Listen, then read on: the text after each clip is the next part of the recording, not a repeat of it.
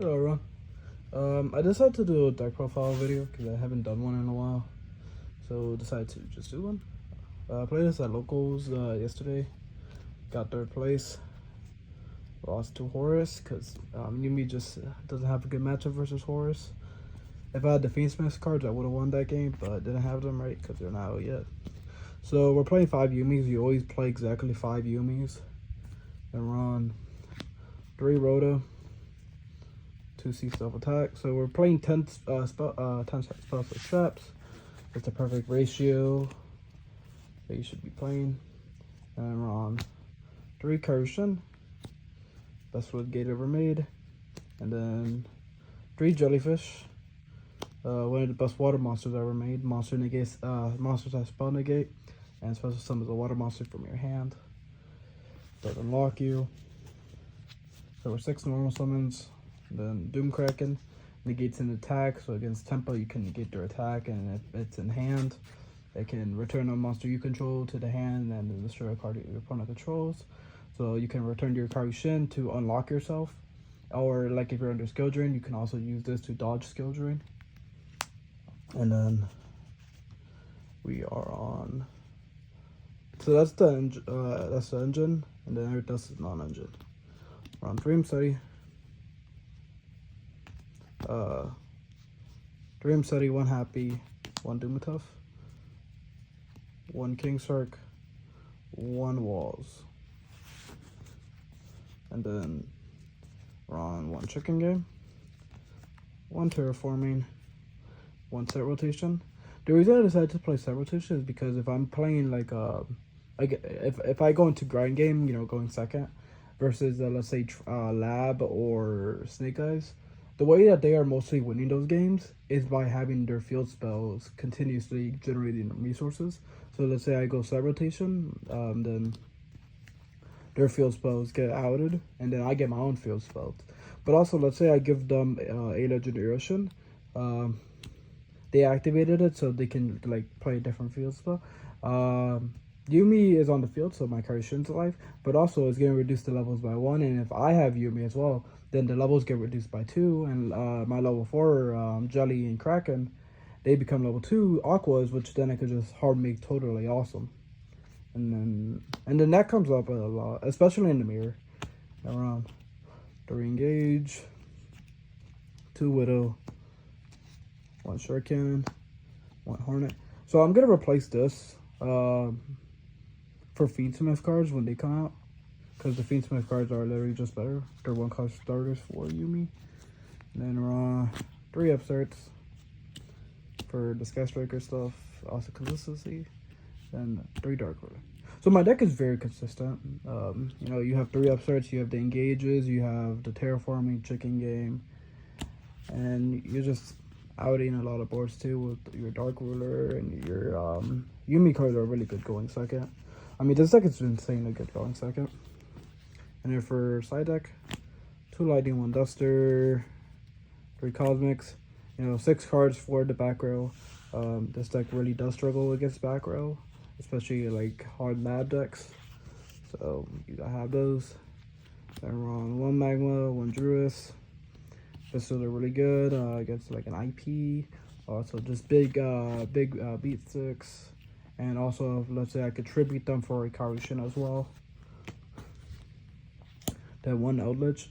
I wanted a card that is continuously outing back row, you know, every turn. So I wanted this. Yeah, just gonna out back row every single turn. And then we're on 3 Droll. The reason I decided to play 3 Droll was because I know there's a really good Flu player at our locals. So it's like I needed to have this to make sure I can beat him. Cause like if I don't play knowing that I'm gonna play against them, then it's like I'm just gonna lose. Cause you know, Shifter, and that's they have Shifter, we have Droll, so it's kind of fair. And 3 Nib. Not only does Nib out your field, so you're not ending on a good board, just like how Droll does, but also I contribute the Nib my field for Karushin, and let's say I nib you and you passed and you have that token on your field, then the token's gonna lock you. So that's good. And then we are one ring 4. Decided to only play the one ring 4 because you're only really making one ring 4. So I decided to play the best ring 4, which was Bahamut that summons totally. But also you can also just summon totally by itself with 2 level aquas. And then Zombie Vampire Dingirsu. You're only summoning 2 rank 8s. So I decided to play the best rank 8s, which is Zombie Vampire and Dingirsu. But also, let's say you take opponent's monsters, you can summon Zombie Vampire with the monsters you took. So Widowmaker plus Shark Cannon, take 2 monsters, make Zombie Vampire Mill 4. Get into your other engines, and then we're on 1 Kagari, 1 Shizuku. So we're playing Shizuku because let's say you have Karushin and your non-water. You want to remove your non-water so you can summon another non-water. So you go into Shizuku, and then you can summon a non-water here. And then you summon your non-water, you link off Karushin and your Shizuku into like a coral. So you can like resummon a Dumatuff. And then Ferocious Swordsman, we're playing this because it points downwards and it is a fire. So it just points downward and then it's fire. That's why we're playing it. And it's generic as well. And then we're playing Hida, Kagari, this, take an Ash, take anything, take a Flamberge, put some Dispels, wrap them. Then we're on 1 Coral. Coral's insane in this deck. This is how you typically OTK. So you summon your Karushin, you'd lock your opponent so they only have 1 monster. You summon your Dumatef, you're happy, and then you link off your Dumatef and your Karushin into Coral, summon your Mseti, and then this summons back Dumatef because it has 0 attack, but then it becomes 3600, right? So then you just attack with happy, and then you have 36, 3000, 2000, and then that's just game. And then we're on Haggard Lizard.